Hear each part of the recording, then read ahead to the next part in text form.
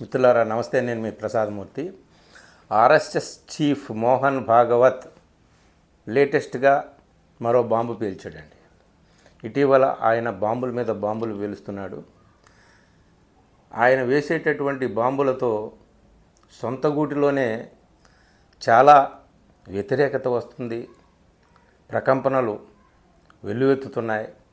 అంతేకాదు అటు బీజేపీ వారికి కూడా చాలా ఎరకాటంలో పడేటటువంటి పరిస్థితి నెలకొంటుందన్నమాట. తాజాగా మోహన్ భాగవత్ చేసినటువంటి వ్యాఖ్య ఆర్ఎస్ఎస్ నుంచి, హిందుత్వ వర్గాల నుంచి కూడా తీవ్రమైనటువంటి వ్యతిరేక స్వరాలని ఎదుర్కొంటోంది. ఆ వ్యాఖ్య ఏమిటయ్యా అంటే, మీరు మాటిమాటికి మసీదులు అడుగున శివలింగాలు ఉన్నాయి, మందిరాలు ఉన్నాయని ఎందుకు చెబుతున్నారు? ఇక ఆపండి అదంతా అని అన్నాడు. ఒకటే మాట, ఒక మాట చాలు కదా. ఆర్ఎస్ఎస్ ఏంటి, ఆర్ఎస్ఎస్ చీఫ్ ఏమిటి, ఈ మాట మాట్లాడడం ఏంటి? దీని మీద హార్డ్ కోర్ హిందుత్వ శక్తుల నుంచి తీవ్రమైనటువంటి వ్యతిరేక స్వరాలు వినిపిస్తున్నాయి. ఎవరో చక్రపాణి మహారాజ్ అంట, అలాగే ఆచార్య వీరభద్రాచార్య అంట. ఇట్లాగా హిందుత్వవాదులు, మఠాధిపతులు, సాధువులు అందరూ కూడా మోహన్ భాగవత్ మీద విరుచుకుపడుతున్నారు. ఏమిటి ఈ మాట మాట్లాడేవారు? ఎందుకంటే వాళ్ళు వ్యాజ్యాల మీద వ్యాజ్యాలు, పిటిషన్ల మీద పిటిషన్లు, అదిగో ఆ మసీదు కింద శివలింగం ఉంది, ఈ మసీదు కింద ఈ మందిరం ఉంది అని చెప్పేసి కదా. అందుకని కదా విసుగెత్తిపోయి సుప్రీంకోర్టు ఆపండేక 1947 నాటి స్థితి ఏదో ఉందో దాన్నే కొనసాగించండి అని చెప్పి సుప్రీంకోర్టు తాత్కాలికంగానైతే ఆపింది. సరే, దీన్ని ఎవరైనా ఆపగలరా లేదా, చట్టం ఆపుతుందా, న్యాయం ఆపుతుందా, కోర్టులు ఆపుతున్నాయో లేదో మనకు తెలియదు. కానీ తాత్కాలికంగా సుప్రీంకోర్టు అయితే ఒక మొట్టిగా వేసింది. అయితే ఆర్ఎస్ఎస్ చీఫ్ నుంచి ఈ మాట రావడం అనేటటువంటిది మనకు చాలా ఆశ్చర్యం అన్నమాట. ఏ ఆర్ఎస్ఎస్ అయితే హిందుత్వకి, ఏ ఆర్ఎస్ఎస్ అయితే మైనారిటీ మతానికి, మెజారిటీ మతానికి మధ్య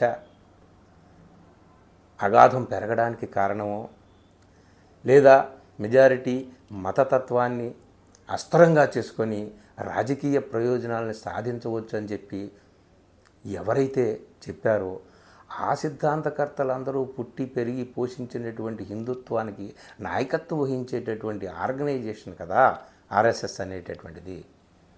ఆ ఆర్ఎస్ఎస్ చీఫ్ మోహన్ భాగవత్ ఇప్పుడు ఈ మాట అనడం ఏంటి? బీజేపీ వారు ఎవరు కామెంట్ చేయలే, రియాక్ట్ కాలేదు.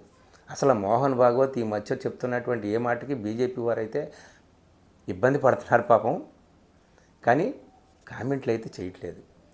ఇప్పుడే కాదు, ఇంతకుముందు రిజర్వేషన్స్ అవసరమైనంత వరకు ఈ దేశంలో రిజర్వేషన్స్ని పాటించాలని చెప్పాడు. దీనికి కూడా సోకాళ్ళు అగ్రవర్ణ ఆధిపత్యం ఉన్నటువంటి హిందుత్వ ఫోర్సెస్ నుంచి నిరసన వ్యక్తమైంది. అప్పుడు కూడా బీజేపీ వారు ఏం మాట్లాడలే, సైలెంట్. అసలు అంతెందుకు, అంతకుముందు మోహన్ భాగవత్ ఒక మాట డైరెక్ట్గా అన్నాడు. ఎవరిని అన్నాడో మనకు తెలుసు. ఒక్కొక్కళ్ళు నేనే సూపర్ మ్యాన్ అనుకుంటారు, డైరెక్ట్గా భగవంతుడితో నాకు అనుసంధానం ఉంది, డైరెక్ట్గా నేను దేవుడితో మాట్లాడుతున్నానని మాట్లాడతారు అని అన్నాడు. ఎవరి గురించి అన్నాడో మనకు తెలుసు.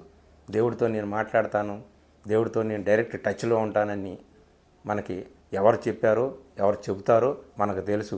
ఆయన బాణం ఎవరి మీద వదిలాడో తెలుసు.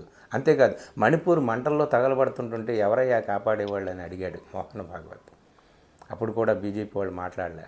ఎందుకంటే సోకాళ్ళు ప్రధానమంత్రి గారు ప్రపంచమంతా తిరుగుతాడు, ప్రపంచ యుద్ధాన్ని కూడా ఆపేయగలనని చెప్తాడు, ఆయన గురించి చెప్పేటటువంటి ఆయన భక్తులు చెప్తారు. కానీ మణిపూర్ మంటలను ఆర్పడానికి మాత్రం ఆయన స్వయంగా జోక్యం చేసుకుని చేసింది ఏమీ లేదన్నమాట.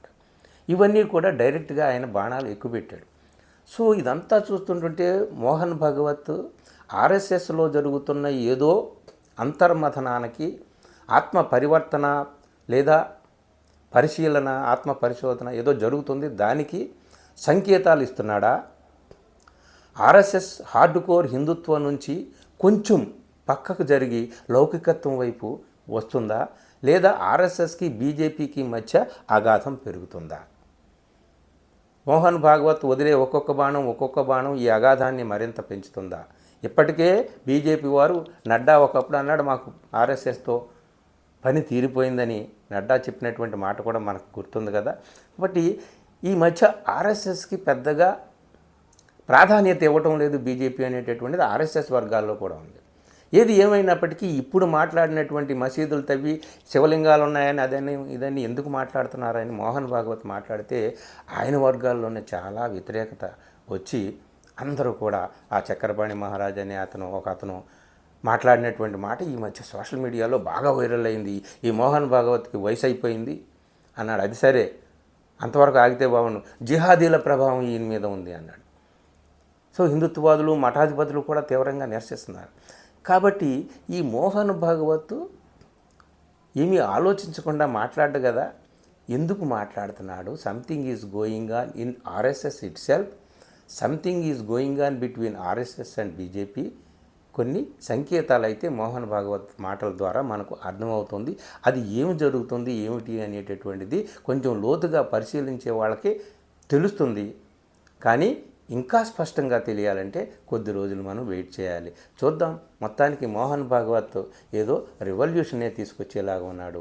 ఇటు బీజేపీ వారు దాన్ని ఎలా స్వీకరిస్తారు ఏమిటి అనేటటువంటిది, అగాధాన్ని పూడ్చుకుంటారా లేదా పూర్తిగా తెగతెంపులు చేసుకుంటారా ఏమిటి అనేటటువంటిది అది వాళ్ళ విషయం. కానీ మొత్తానికి దేశాన్ని పరిపాలిస్తున్నటువంటి బీజేపీకి దాని వెనుకనున్నటువంటి ఆర్ఎస్ఎస్కి మధ్య జరుగుతున్నటువంటి ఈ వ్యవహారాన్ని మాత్రం మనం పట్టించుకోకుండా ఉండలేము. అందుకే ఈ చిన్న వీడియో. మిత్రులారా, నచ్చితే మిత్రులకు షేర్ చేయండి, అలాగే నా ఛానల్ని సబ్స్క్రైబ్ చేయండి. Thank you.